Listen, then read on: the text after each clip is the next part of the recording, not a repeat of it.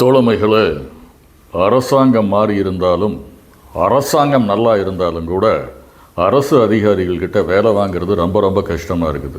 எந்த ஒரு சிறு தொழில் திட்டமே நகர்றதே இல்லை.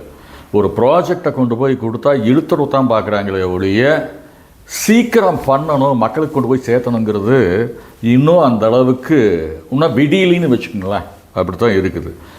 மாவட்ட தொழில் மையமாகட்டும், வங்கிகளாகட்டும், நிறைய திட்டங்கள் அரசாங்கம் அறிவிக்கிறத இவர்கள் செயல்படுத்துவதே இல்லைங்கிறதா மிகப்பெரிய சோகம். பண்ணுறாங்க, ஒரு சில இடங்களில் ரொம்ப நல்லா நடக்குது, பெரும்பான்மையான இடங்களில் ஒன்றுமே நடக்கிறது இல்லை. ஏன் இந்த அளவுக்கு இழுத்து கல் வச்சுக்கிட்டே இருக்கிறீங்க? காலத்தை விட்டால் கிடைக்குமா? சைனா எப்படி சூப்பர் பவர் ஆனா? நேரத்தை சரியாக பயன்படுத்த காட்டிட்டான். இந்தியாவிலேயே அது இல்லை, படு கேவலமாக இருக்குதுங்க.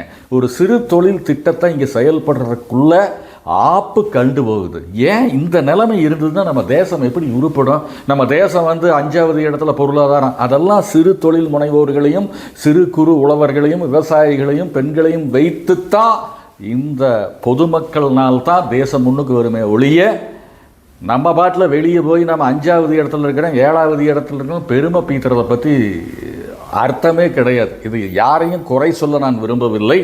அரசு அதிகாரிகள் இறங்கி, தயவு செய்து கொஞ்சம் இறங்கி வாங்க. சிறு தொழில் திட்டங்களுக்கு முக்கியத்துவம் கொடுங்க, சிறு குறு உழவர்களுக்கு முக்கியத்துவம் கொடுங்க. அவங்க என்ன ப்ராடக்ட் பண்ணுறாங்களோ அதை எப்படி விற்பனை செய்வதுங்கிறதுக்கு ஆலோசனைகள் வழங்குங்க, சப்போர்ட் ப்ரைஸ் கொடுங்க.